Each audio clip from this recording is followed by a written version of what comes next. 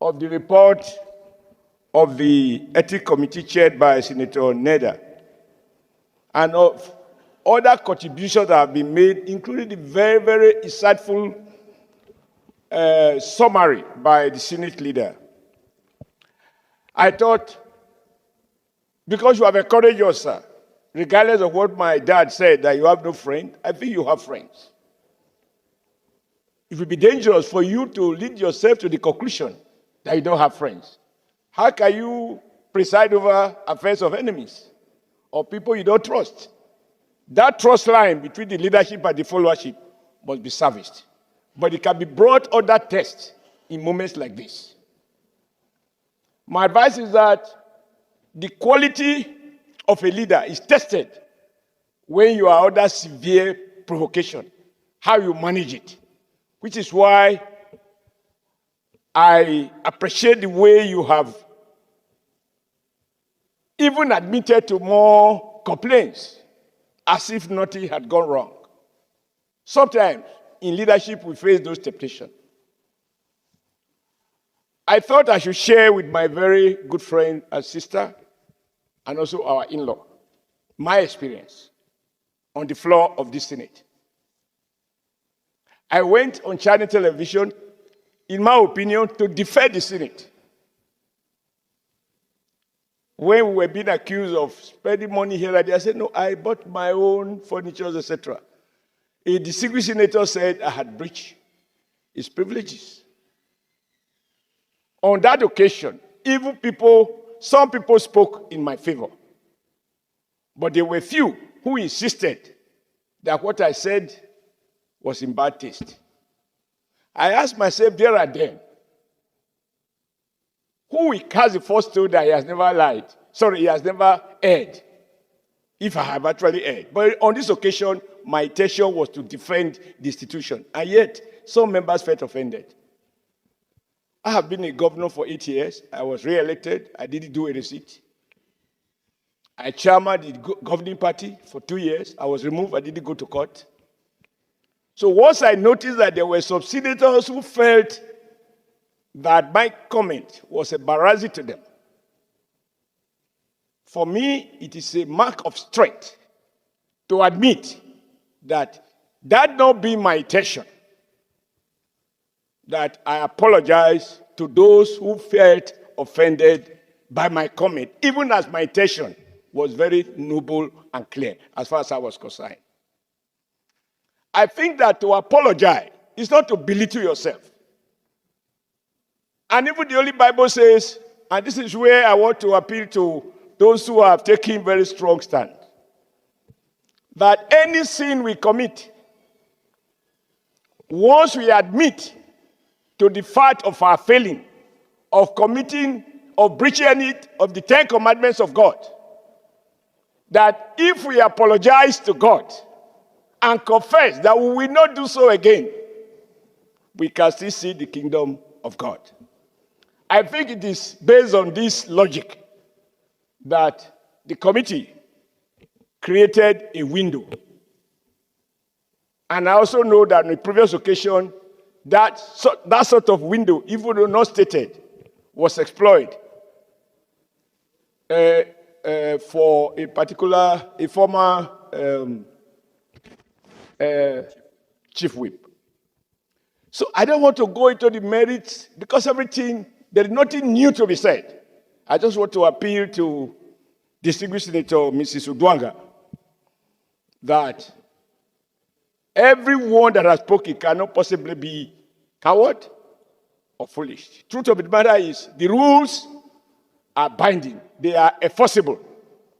They are potent. I wasn't in the Senate that day. I was in Benin. When I saw the fireworks on television, I thought it was something else, but I don't know because initially I didn't know what the issues were. When I was told it's about change of seat, Sir, my seat has been changed. The only thing that the committee couldn't do is to change my person and my values. And thank God, as President Tinubu has said repeatedly, no matter how short a man is, he can see the sky.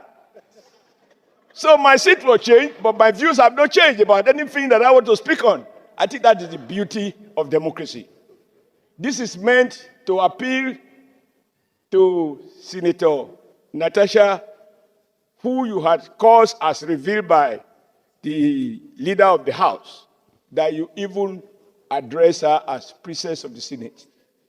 I think she can still remain the princess that she has been, provided she doesn't work herself into the conclusion that it's a mark of weakness to admit when maybe out of whatever feeling you have erred. And it bears repeating that the offense is not against the presiding officer. It's breach of the rules under which affairs of this Senate are conducted. I'm not going to go to whether somebody has been favored or not favored. In life, what you didn't think is a favor, somebody else will see it as a favor. So I want to appeal to you, Mr. President.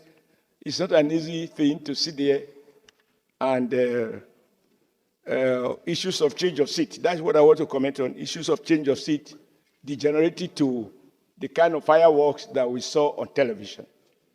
And of course, for those who talk about social media, why are they social media?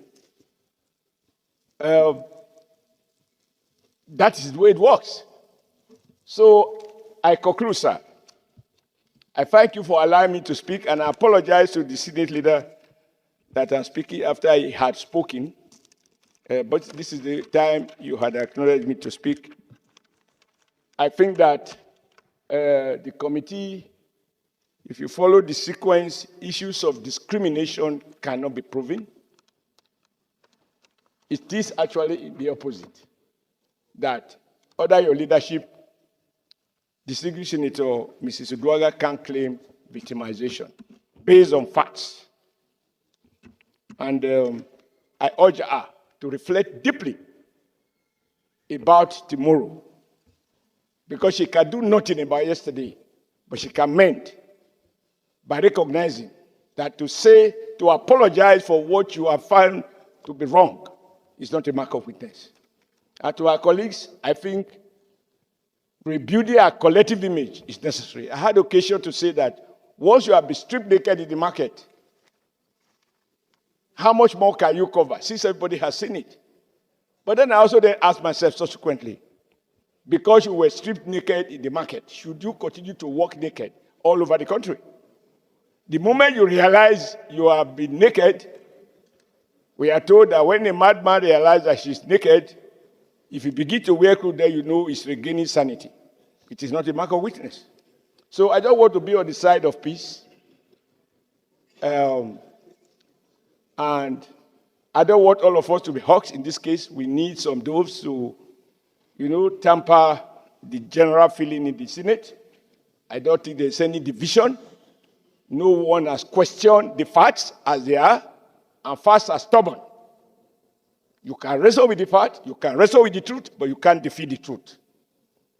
And on that note, I want to thank you, sir, for this opportunity.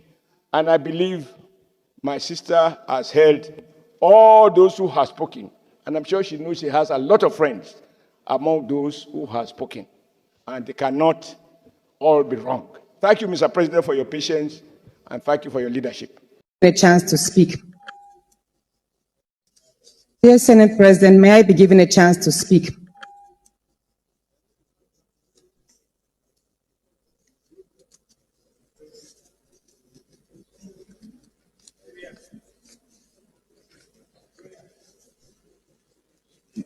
Prayer one. Yes.